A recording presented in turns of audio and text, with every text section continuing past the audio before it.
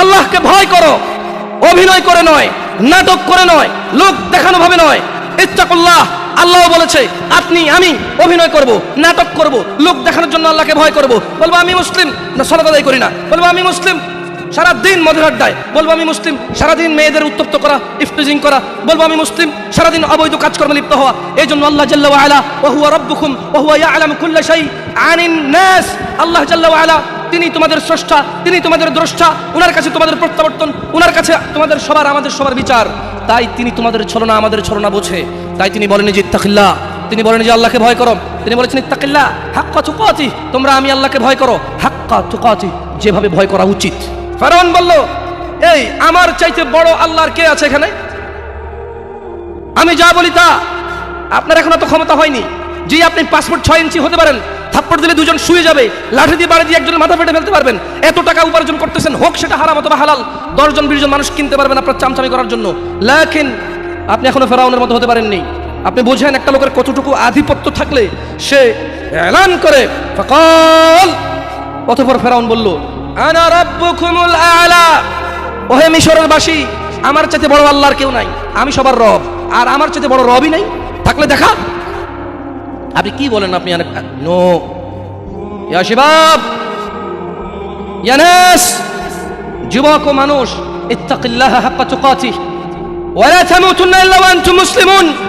আমি যদিও আমাকে বলা হয়েছে যুবকদের উদ্দেশ্যে কিছু কথা বলতে, আজকালকে আসলে যুবক আর বড় বোঝা যায় না, কে যুবক কে বড়, সবাই সেম অপরাধে লিপ্ত। আপনি মদ, গাঁজা, টেলিভিশন, সিনেমা, নাটক, নষ্টামি, অবৈধ সম্পর্ক, স্ত্রীর উপরে জুলুম, ছেলে সন্তানের উপরে জুলুম, আপনি যুবক আর বৃদ্ধ একসাথে পাবেন এখন।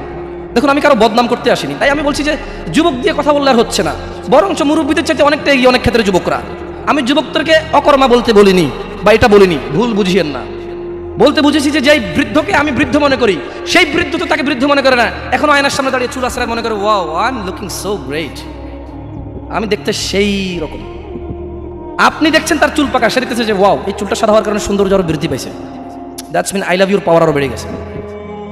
যেভাবে আমরা যুবকরা এখন শিয়াল কুকুরের মতো রাস্তাঘাটে মদ পান করে বেড়াই, নেশাদার দ্রব্য আহরণে ব্যস্ত, অথবা মারামারি, হানাহানি, অথবা আল্লাহ দ্রোহী কাজকর্ম, এমন কথা সমাজে তো অন্যায় না, সমাজে তো চলে, কিন্তু আল্লাহ দ্রোহিতা, আল্লাহর বিরোধিতা আল্লাহ জাল্লা ওয়া আলা নিষেধ করেছেন। অথচ সমাজে শরম লাগে না, সমাজে কারো অসুবিধা নেই, তাই আমরা করে যাচ্ছি। তিনি আমাদেরকে এভাবেই ছেড়ে দেননি। তিনি ওয়াহাদাইনাহুন নাজদাইন দেখিয়েছেন দুইটি পথ। তারপর বলেছেন ইন্না হাযিহি তাযকিরা, ও মুহাম্মদ সাল্লাল্লাহু আলাইহি ওয়াসাল্লাম, আপনার এই উম্মত যারা দাবি করে যে লা ইলাহা ইল্লাল্লাহ, আমি ছাড়া আল্লাহ নেই, সত্য ইলাহ নেই, ওয়া আন্নাকা মুহাম্মদ আবদুহু ওয়া রাসূলুহু, আর আপনি মুহাম্মদ আমার নবী এবং আমার বান্দা, যারা এটা স্বীকার করে তাদেরকে বলে দিন ইন্না হাযিহি তাযকিরা, নিশ্চয় এই কুরআন, এই সহিহ সুন্নাহ, আমার রাসূল যা বলে, হাযিহি তাযকিরা, এটাই আমি আল্লাহর পথ। ফামান শাআ আত্তাখাযা ইলা রাব্বিহি সাবিলা। ও মুহাম্মদ, এদের বলে দিন এই কোরআন ও সুন্নাহই হচ্ছে আমি আল্লাহর পথ। এই দাড়ি রাখা, সালাত আদায় করা, হারাম না খাওয়া, মারামারি না করা, গীবত না করা, সুদ না খাওয়া, দাম্ভিকতা, অহংকার না দেখানো, ইন্না হাযিহি তাযকিরা, এটাই আমার পথ। নিম্নমুখী চলাফেরা করা, অবৈধ অশ্লীল কাজে লিপ্ত না হওয়া, মহিলা পুরুষের ভেদাভেদ পার্থক্য করে রাখা, পুরুষ পুরুষের কাজ করবে, মহিলা মহিলার কাজ করবে, পুরুষ নিম্নমুখী নিচের দিকে তাকিয়ে হাঁটবে, মহিলাদের দিকে তাকাবে না, মহিলারা এমন ভাবে চলাফেরা করবে না যে পুরুষ তাকে দেখে আকৃষ্ট হয়ে তার প্রেমে পাগল হয়ে আত্মহত্যা করতে গাছে ঝুলবে। ইয়া নবী, ইয়া রাসূল মুহাম্মদ সাল্লাল্লাহু আলাইহি ওয়াসাল্লাম, ইন্না হাযিহি তাযকিরা, এগুলোই আমার পথ। তো ফামান শাআ আত্তাখাযা ইলা রাব্বিহি সাবিলা, যার মন চায় সে এটা মেনে নেবে। আল্লাহ প্রতিদিন হিসাব করবেন না। আপনারা কি বুঝতে পারছেন ব্যাপারটা? আপনি সুদ খান, ঘুষ খান, চুরি করেন, চামারি করেন, নেতাগিরি করেন, অথবা ডাক্তারি, ইঞ্জিনিয়ারিং যাই করেন, আপনি whoever you are, যাই হন আপনি, আল্লাহ বলছে লা লা লা লা ফি ইনদিল্লাহি জাল্লা ওয়া আলা ইয়াউমুল হিসাব ওয়া হুয়া ইয়াউমুল কিয়ামা। আল্লাহ সুবহানাহু ওয়া তাআলা প্রতিদিন বিচার করবেন আপনার। আপনি মনে করছেন আপনি এখানে 5 ওয়াক্ত নামাজ চলে গেছে, আপনি পড়েননি, অথচ আপনি জীবিত নিঃশ্বাস নিচ্ছেন, আপনি সুস্থ, আপনি হাঁটছেন, আপনি 8-10টা যুবকের চাইতে ভালো ইনকামও করেন। That doesn't mean Allah loves you. এর মানে এই নয় যে আল্লাহ আপনাকে ভালোবাসে। তিনি বলে দিয়েছেন ইন্না হাযিহি তাযকিরা, এইটা আমার পথ, কুরআনুল কারীম। ওয়া মা ইয়ানতিকু আনিল হাওয়া, এই যে লোকটাকে দেখছো ইবনে আব্দুল্লাহ, আব্দুল্লাহর ছেলে মুহাম্মদ সাল্লাল্লাহু আলাইহি ওয়াসাল্লাম, এই যে তোমরা ওকে দেখছো, ওয়া মা ইয়ানতিকু আনিল হাওয়া, এ প্রবৃত্তি অনুসরণ করে না, মন গড়া কথা বলে না। ইন হুয়া ইল্লা ওয়াহয়ু ইউহা, যখন এর উপর আমি আল্লাহ কোনো ওহী নাযিল করি তখনই সেই বিধান দিয়ে যায়, তখনই সে তোমাকে আদেশ করে অথবা নিষেধ করে। সে অনুমান করে কথা বলে না। আপনি মনে করছেন আপনি ভালো আছেন, ফেরাউন আপনার চাইতে অনেক ভালো ছিল, আপনি কি মনে করেন? তাহলে এখানে কেউ নাই যে ফজর পর্যন্ত বাঁচবে, হাত তুলতে পারবে? কেউ আছে? অথচ ওই মা, ধিক্কার জানাই ওই মাকে, ধিক্কার জানাই ওই সমাজকে, ধিক্কার অপবাদ দিয়ে যাচ্ছি ওই মা এবং ওই বাবাকে, যার ম্যাট্রিক পড়া ছেড়ে দাঁড়িয়ে রেখেছে, তার বাবা আর মা বলে ইউনিভার্সিটিতে গেলে রাখিও, এমনভাবে বলে মনে হয় যেন ছেলের জীবনটা নিজের হাতে, ইউনিভার্সিটি পর্যন্ত বাঁচবে তার গ্যারান্টি আছে। আফসোস, ফজরে ছেলে সন্তানকে জাগায় না কেন? 8টা বাজে কোচিং আছে। ধিক্কার ওই মাকে যে ফজরের সময় জাগায় না, কারণ 8টা বাজে ক্লাস আছে। ওই মা তো এটা মেনে নিয়েছে যে তার ছেলে 8টা পর্যন্ত বাঁচবে, এই গ্যারান্টি সে নিয়ে নিয়েছে। কি আমি মিথ্যা কথা বলতেছি? অযৌক্তিক। ধিক্কার ওই পুরুষকে যাকে বলেছি সিগারেট ছেড়ে দাও, সে বলেছে আর কয়দিন, টেনশনটা একটু বেশি, তারপরে ছাড়বো। বলেছি মদ ছেড়ে দাও, মদখোর যখন মদ পান করে, ইয়াবাখোর যখন ইয়াবা সেবন করে, তার ঈমান তার সঙ্গে থাকে না, তার ঈমান তার দেহ থেকে বেরিয়ে মাথার উপরে ঘুরতে থাকে, কালো হয়ে থাকে। ছেড়ে দাও এই ইয়াবা। সে বলছে প্রেমিকার সাথে বড় ঝামেলা চলতেছে, বিয়েটা সেটেল হয়ে গেলে ছেড়ে দেবো। সে গ্যারান্টি দিচ্ছে সে বিয়ে পর্যন্ত বাঁচবে। আফসোস ওই যুবক, যে মিথ্যেবাদী যুবক, ওয়াজের মাহফিলে ভীতু হয়ে থাকে, ওয়াজ থেকে বেরিয়ে দাম্ভিকতা দেখায়। এখানে কেউ হাত তুলতে পারলো না যে সে ফজর পর্যন্ত বাঁচবে। প্রত্যেক মানুষ ভালো হয়ে যাবে বলে কালকে থেকে ভালো হবে, ও তো গ্যারান্টি দিচ্ছে আজকে বেঁচে থাকবে সে। আফসোস। আমার কাজ বলে যাওয়া, আপনার কাজ যতটুকু গ্রহণযোগ্যতা গ্রহণ করা। মনে রাখবেন, ইয়া নবী সালাম আলাইকা বললে আপনার কাছে দোষের কিছু মনে হয় না, তবে এই মূল্যবান সময় ওটা বলবো না। আমি ইউসুফ জুলেখার প্রেম কাহিনী শুনাইতে জানি না, মাবুদও বলে 10 মিনিট টানতে পারি না। এখানে কথা বলতে আসছি, 30 মিনিট কথা বলবো। 30 মিনিটে যদি 2 মিনিট আপনার কাজে আসে আলহামদুলিল্লাহ রাব্বিল আলামিন, আপনার কাজে না আসলো আলহামদুলিল্লাহ রাব্বিল আলামিন। শুনুন, কথা বলি উপরওয়ালার সন্তোষের উদ্দেশ্যে। আপনাদের একটা কথা বলি, আপনারা অনেকে এখানে আমার সাথে বয়সে বড় আছেন, আমি হয়তো মাইকটা পাওয়ার কারণে কথা বলছি, হাত পা নাড়িয়ে কথা বলি, আপনারা কেউ মনে কষ্ট নিয়েন না। আপনারা আমার চাইতে অধিক জ্ঞানী মানুষ এখানে উপস্থিত আছেন, মেহমান হিসেবে নিয়ে আসছেন, তাই আপ্যায়ন করছেন, কথা বলার সুযোগ দিচ্ছেন। জাযাকুমুল্লাহ খায়র, আল্লাহ আপনাদেরকে উত্তম প্রতিদান দান করুন। তবে শুনুন, কথা আমি হিসেবই করে নিই। আপনারা কয়জন আছেন এখানে? একজন আছে, ওয়া হুয়া রাব্বানা, তিনি আমাদের প্রতিপালক, যিনি প্রত্যেকটা কথা লিপিবদ্ধ করে। কিরামান কাতিবিন, আছেন সম্মানিত লেখকবর্গ, ইয়ালামুন, এই লেখকবর্গরা জানে মা তাফআলুন, যা তোমরা করো। ওয়াল্লাযী ইউসাউয়িরুকুম ফিল আরহামি কাইফা ইয়াশা, লা ইলাহা ইল্লা হুয়াল আজিজুল হাকিম, তিনি আল্লাহ মাতৃগর্ভে যেভাবে ইচ্ছে তোমাদেরকে আকৃতি গঠন করেন, তিনি ছাড়া অন্য কোনো সত্য ইলাহ নেই। ওয়া হুয়াল্লাযী আনশাআ লাকুমুস সামআ ওয়াল আবসারা ওয়াল আফইদা ক্বালিলাম মা তাশকুরুন, আর তিনি আল্লাহ তোমাদের জন্য কান, চোখ ও অনুভূতি, এই যে আমরা দুঃখ পাইলে অনুভব করি, কষ্ট পাইলে অনুভব করি, তিনি আল্লাহ এই অনুভূতি শক্তি সৃষ্টি করেছেন। আর তিনি বলছেন যে, আল্লাহ বলছেন আমরা মানুষরা নাকি খুবই অল্প কৃতজ্ঞতা প্রকাশ করি। ওয়া হুয়াল্লাযী যারাআকুম ফিল আরদি ওয়া ইলাইহি তুহশারুন, আর তিনি তোমাদেরকে জমিনে ছড়িয়ে ছিটিয়ে দিয়েছেন এবং আমরা সবাই আল্লাহর কাছে প্রত্যাবর্তন করব। ওয়া হুয়াল্লাযী ইউহয়ী ওয়া ইউমীত ওয়া লাহু ইখতিলাফুল লাইলি ওয়ান নাহার আফালা তাআকিলুন, আর তিনি আল্লাহ জীবিত করেন এবং মৃত্যু দেন, আর আল্লাহর অধিকারে রাত ও দিনের পরিবর্তন, তবু কি তোমরা বুঝবে না? বাল ক্বালু মিসলা মা ক্বালাল আউয়ালুন, বরং তারা বলে যেমন বলেছিল তাদের পূর্ববর্তী কুফফাররা, মুশরিকরা, ক্বালু আইযা মিতনা ওয়া কুননা তুরাব ওয়া ইযাম আইন্না লামাবউসুন। আল্লাহ বলছে যে জমিন আর জমিনে যা আছে স্রষ্টা কে? জীবন এবং মৃত্যুর মালিক কে? রাত এবং দিন কার হুকুমে হয়? আল্লাহ বলছে যে তোমরা অল্পই কৃতজ্ঞতা প্রকাশ করো। আল্লাহ বলছে তোমরা কি তবুও অনুভব করবে না, উপলব্ধি করবে না যে আমি আল্লাহ, আমার আদেশে চাঁদ ওঠে, সূর্য জাগে, আমার আদেশে রাত্রি হয়, দিন হয়, আমার আদেশেই রক্ষণাবেক্ষণে তুমি মায়ের গর্ভে বেঁচে থাকো উইদাউট বাহিরের কোনো অক্সিজেন, হাওয়া বাতাস ছাড়া। আমি তোমাকে 10 মাস, 9 মাস, 11 মাস, 8 মাস, 7 মাস, যাকে আল্লাহ যতদিন পেটে রাখে, 10 মাস 10 দিন, এটা সঠিক তথ্য নয়। কেউ 8 মাসে হয়, কেউ 9 মাসে হয়, কেউ 10 মাসে হয়। তাই কথাকে কথার মতো করে বলতে হবে। হজ না করতে পারলে আরেকজন দিয়ে করানো যায়। জাকাত, হঠাৎ করে গরিব হয়ে গেলেন, ব্যবসা হয়ে গেছে, জাকাত ফরজ, জাকাতের লিস্ট থেকে আপনি বাদ পড়ে গেলেন, আপনাকে দিতে হবে না। বুঝছেন না? বুঝেন নাই? একটা মাত্র ইবাদত সলা, এটার কোনো বিকল্প আর নাই। আপনারা কি মনে কষ্ট নেবেন যদি আমি একদম বড়দের মতো করে কথা বলি? মুরব্বীরা আছেন এখানে, বলি শোনেন, আপনাকে যে বলছে আপনি মুসলিম, সেও ভুল বলছে, আপনি ভুল জানছেন। আপনি বলেন তো, মুসলিমের পরিচয় কি আল্লাহ দিবে না মানুষ দিবে?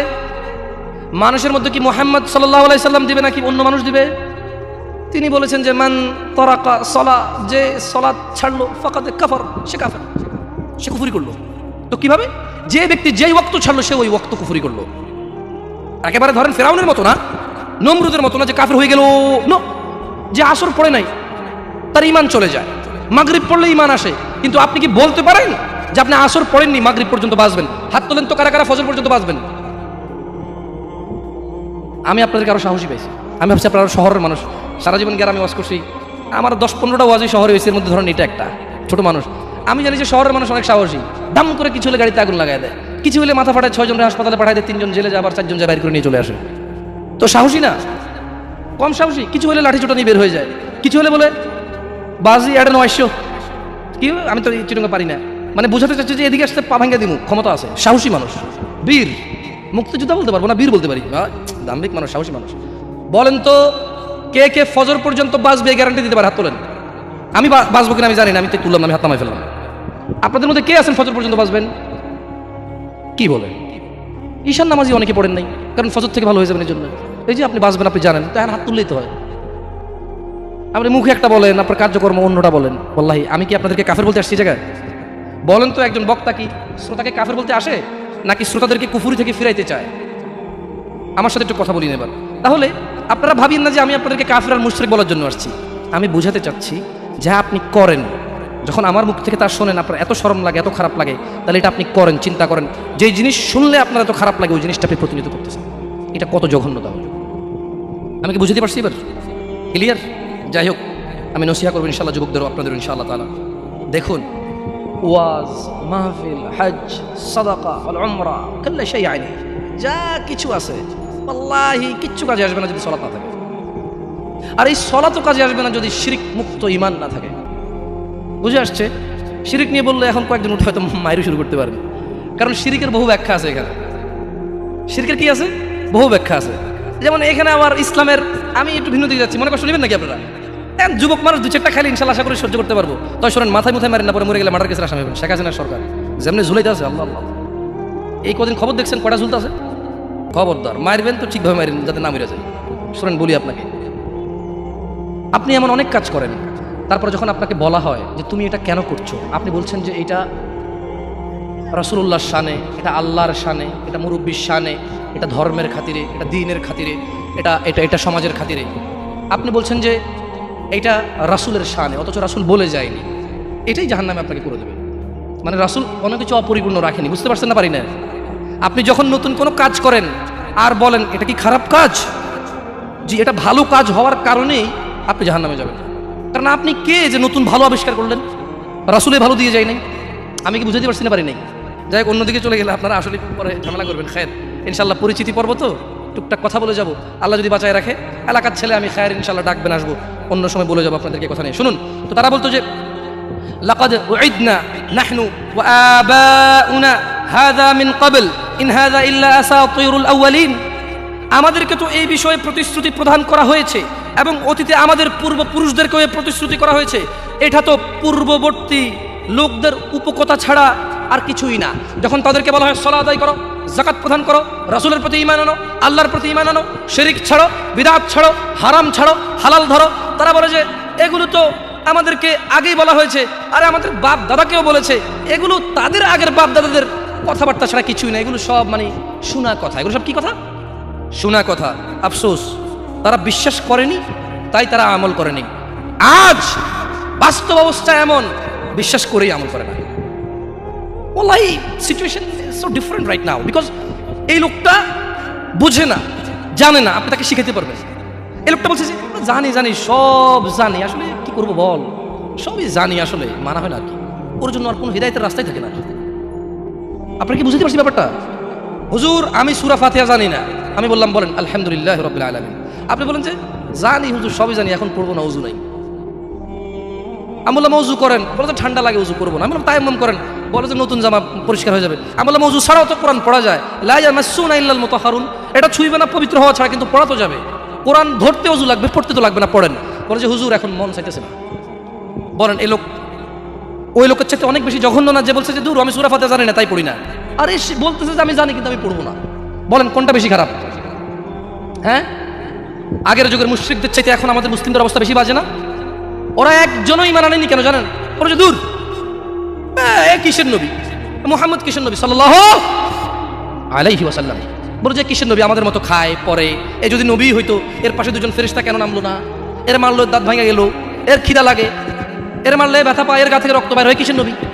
এরা মানে নাই, এরা মুহাম্মদ সাল্লাল্লাহু আলাইহি ওয়াসাল্লামকে বিশ্বাস করে নাই কেন বলেন তো? ওর যে খিদা লাগে খায়, এ বিবাহ করছে, এর বাচ্চা আছে, এই ইনসিকিউর ফিল করে। যদি এর নবী হইতো কেন আল্লাহ নবীর জন্য দুজন ফেরেশতা পাঠাইলো না, যাতে আমরা সবাই দেখে ভয় পাই, ওর কোনো ক্ষতি করতে না পারি? আমি মানতাম, এই জন্য মানে নাই। কারণ কেন? উনি খিদা লাগে ওনার, উনি কেউ মারলে ব্যথা পেত, ওনাকে কেউ আঘাত করলে ওনার কলিজা ভেঙে যেত, ওনাকে কেউ অবজ্ঞা করলে, শিরিক করলে, আল্লাহর দ্রোহিতা করলে উনি দুঃখ পেতেন, ওনার সাহাবাদের জন্য তিনি কাঁদতেন, ওনার ক্ষুধা লাগতো, ওনার বাচ্চা কাচ্চা ছিল, ওনার স্ত্রী ছিল, উনি বনি আদম সন্তান ছিলেন। ওরা বললো যে না, আদম সন্তান কিভাবে নবী হয়? আপনি সূরা ফুরকান খোলেন, আপনি সূরা কি বলে আউযু বিল্লাহি মিনাশ শাইতানির রাজিম, সূরা কাহফ খোলেন, আপনি সূরা মাইদা খোলেন, আয়াতগুলো পাবেন। ওরা বললো যে no, this man could not be prophet, এই মানুষটা নবী হইতেই পারে না, কেন সে আমাদের মতো খায় ফিরে চলাফেরা করে, বাজারে যায়, আসতেছে যাচ্ছে, বুঝে আসছে না আসে নাই? হ্যাঁ, এই তোমরা মানে নাই। কিন্তু আফসোস আজকে আমি আর আপনি বলছি যে আমরা রাসূলকে মানি। উনি চায় খাক না খাক, ব্যথা পাক না পাক, ফেরেশতা আসুক না আসুক, যেহেতু আল্লাহ সুবহানাহু ওয়া তাআলা ওনার স্বীকৃতি কোরআনে দিয়েছেন, তিনি মুহাম্মদ, তিনি আমাদের রাসূল, তিনি আমাদের কদওয়া, তিনি আমাদের অনুসরণীয়, তিনি আমাদের আইডল, তিনি আমাদের মাননীয়, তিনি আমাদের পূজনীয়। উনি যাই হোক, আল্লাহ ওনাকে চয়েস করেছে, আল্লাহ আমাদেরকে আদেশ দিয়েছে মানতে, আমরা আল্লাহর বান্দা, আল্লাহর সৃষ্টি, তাই আমরা ওনাকে মানি। এই কথা বলার পরে ওনার কোনো আমালের প্রতি আমাদের কোনো ভ্রুক্ষেপ নাই। বাস্তবতা কি এমনটা নয়? ওয়াল্লাহি দেখুন, আমি এখানে ওয়াজ করতে আসি আপনাদের মন জুড়াইতে আসি নাই, আমি বুঝাতে চাচ্ছি। এখানে আমি 1 ঘন্টা কথা বলি অথবা 5 ঘন্টা বলি, অথবা এখন স্টেজ থেকে নেমে যাব, সলাতের কোনো বিকল্প। আফসোস এই ওয়াজ মাহফিলের অ্যারেঞ্জমেন্টের 80% বেনামাজি হয়। এটার খবর বলতেছি না, আমি দেখছি যারা ওয়াজের অ্যারেঞ্জ করে ওরাই বেনামাজি। মানে এটা হচ্ছে কি, হিন্দু লোক আপনার বিয়ে পড়াচ্ছে, বুঝতে পারি নাই। দেখেন, আমি আপনাদেরকে তুচ্ছ করতে আসি না, উদাহরণ দিচ্ছি। একটা পণ্ডিত যদি এসে মুসলমানের বিয়ে পড়ায়, আপনি হাসবেন নাকি উপহাস করবেন না? আমাদের কাছে এমনই লাগে। লক্ষ লক্ষ টাকা দিচ্ছে, মাশাআল্লাহ, আল্লাহ কবুল করুক। এগুলো কাজে আসবে যখন আপনি হিদায়াত পেয়ে যাবেন ইনশাআল্লাহ। ওয়াল্লাহি আপনি সালাত ছাড়া চলে গেছেন দুনিয়া ছেড়ে, আপনার এই দান সাদাকা, এই ভালো কাজ, এই মসজিদ মাদ্রাসা, it will not help you. এটা আপনাকে হেল্প করবে না। যদি সালাত থাকে, কি থাকে ঈমান থাকে, কি থাকে, তখন আপনার যাররা ধুলাকণা পরিমাণ জিনিস কাজে আসবে। এছাড়া আপনার পাহাড় সমান জিনিস কাজে আসবে না। এবার আল্লাহ প্রশ্ন করতেছে, যখন তারা বলল যে দূর, এগুলো তো উপকথা, আমাদের আগে বাপ-দাদারাও শুনছে, আমরাও শুনি, এগুলো কি কথা? এবার আল্লাহ বলছে যে আউযু বিল্লাহি মিনাশ শাইতানির রাজিম, কুল লিমানিল আরদ, ও মুহাম্মদ সাল্লাল্লাহু আলাইহি ওয়াসাল্লাম বলুন, জমিনে এবং এতে যা কিছু আছে, ওমান ফিহা, এবং এতে যা কিছু আছে, কুল লিমানিল আরদ ওয়া মান ফিহা ইন কুনতুম তা'লামুন, বলো জমিনে এবং এতে যা কিছু রয়েছে এর মালিকানা কার? সায়াকুলুনা লিল্লাহ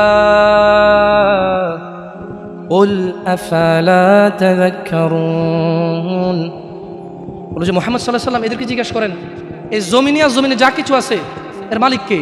এবার আল্লাহ নিজে স্বীকৃতি দিচ্ছে, সায়াকুলুন, এরা বলবে, লিল্লাহ, এগুলোর মালিক আল্লাহ। এবার আল্লাহ বলতেছে, কুল, মুহাম্মদ বলে দিন, আফালা তাযাক্কারুন, তবু কি তোমরা শিক্ষা গ্রহণ করবে না? আমরা কি শিক্ষা গ্রহণ করব? ইনশাআল্লাহ। আচ্ছা, আমার কথা কি আপনারা স্পষ্ট বুঝেন? আসলে কি করবেন বলেন, সারা জীবন তো আমাদের এভাবেই যাচ্ছে, কিস্সা কাহিনী শুনে, গজল শুনে, নাচ শুনে মাহফিল চলে যায়, অথবা বক্তারাও এসে টেনে টেনে সুরে সুরে কথা বলে, কিছু বুঝিয়ে না বুঝিয়ে অনেক ভালো লাগে। আমি তো বাংলা একদম ডাইরেক্ট কথা বলতেছি, তো আপনারা ক্ষমা করে দিবেন। আমার কেন জানি মনে হয় যে এভাবে কথাই আপনাদের বেশি কাজে আসবে ইনশাআল্লাহ।